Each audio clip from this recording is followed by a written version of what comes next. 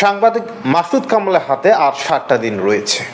এই 7 দিন পর মাসুদ কামালের কঠিন পরিণতি ভোগ করতে হবে, যে পরিণতি শুধু মাসুদ কামালের জন্য নয়, সব বাঙালিদের যারা মাসুদ কামালের মতো তাদের জন্য 100 বছরের শিক্ষা হয়ে থাকবে।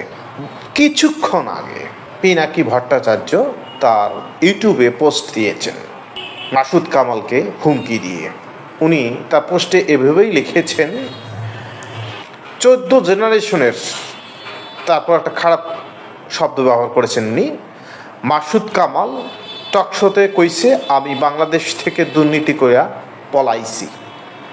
আমি কি দুর্নীতি করছি সেই দুর্নীতির সকল নথি, মামলার নাম্বার, অভিযোগের নথি, আমার বিরুদ্ধে দুর্নীতির আনুষ্ঠানিক অভিযোগ, দুদকের নথি, এই মামলা সংক্রান্ত গ্রেপ্তারি পরোয়ানা সহ সকল আইনি বা প্রশাসনিক নথি তাকে 7 দিনের মধ্যে প্রকাশ করার জন্য আহ্বান জানাচ্ছি। যদি সে না পারে প্রকাশ করতে, তাহলে তাকে প্রকাশ্যে ক্ষমা প্রার্থনা করতে হবে। এই দুইটার যদি কোনোটাই না করে, তাহলে এর কনসিকুয়েন্স তাকেই বহন করতে হবে। এই কনসিকুয়েন্স শুধু মাসুদ কামালের না, তার মতো বাঙ্গু সব, আবার একটা খারাপ শব্দ ব্যবহার করেছেন, জন্য আগামী 100 বছর একটা অনুকরণীয় শিক্ষা হয়ে থাকবে বাংলাদেশের সব। তারপরে উনি একটা খারাপ শব্দ ব্যবহার করেছেন, জানবে।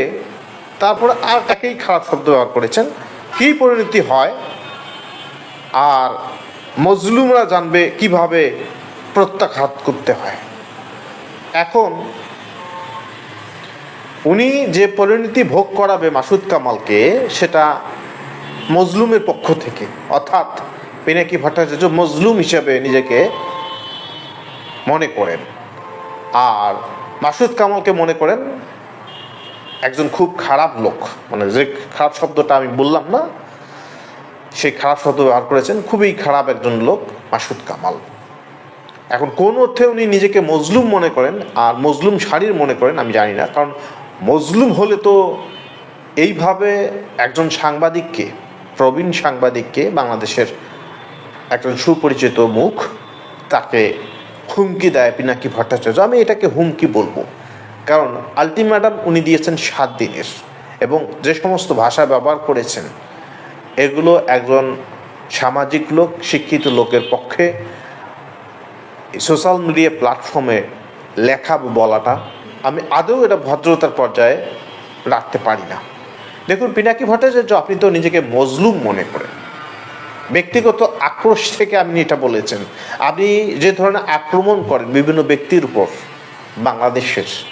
বাংলাদেশের মানুষজনকে বাঙ্গু বলে সম্বোধন করেন, একজন ব্যক্তি যদি এই ব্যক্তিগত আক্রোশ আপনার উপর মেটায়, আপনার কী পরিণতি হতে পারে? আপনি ফ্রান্সে বসে যেভাবে বলেন, আবার সাংবাদিক মাসুদ কামালকে যেভাবে হুমকি দিলেন, 7 দিনের আলটিমেটাম দিলেন, এগুলো সবাই যত ব্যক্তিগত পর্যায়ে নিয়ে আসছে, আপনার কি পরিণতি হবে আপনারও তো চিন্তা করা উচিত। মাসুদ কামাল একটা টকশোতে আপনাকে নিয়ে বলতেই পারে, প্রশ্নের সম্মুখীন হলে উনি বলবেন। আপনি বলেন না, আপনিও তো বলেন।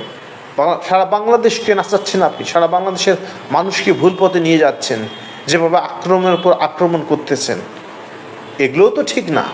আপনাকে নিয়ে সমালোচনা করেছে মাসুদ কামাল, এটাকে আপনি যেভাবে ব্যক্তিগত খাতে নিয়ে গেছেন, যদি আপনার প্রত্যেকটা আক্রমণ সবাই ব্যক্তিগত খাতে নিয়ে যায়, আপনার পরিবার আপনার জন্য কতটা ক্ষতিকর হতে পারে আপনি কি একবার ভেবে দেখেছেন? সুতরাং ধৈর্য ধরতে হবে পিনাকি ভট্টাচার্য। আপনি যেভাবে আক্রমণ করেন, যাদের আক্রমণ করেন তারা যেভাবে ধৈর্য ধারণ করেন, ঠিক সেভাবেই আপনাকে ধৈর্য ধারণ করতে হবে। কারণ আপনি সহ্য করতে পারেন না, আবার মানুষের ধৈর্যের পরীক্ষা নেন, এটা তো ঠিক না। আপনি সমালোচনা করেন, আপনি সমালোচনার শিকার হবেন, এটাই স্বাভাবিক। যদি আপনি সহ্য করতে না পারেন, আপনারও উচিত সমালোচনা বন্ধ করে দেওয়া।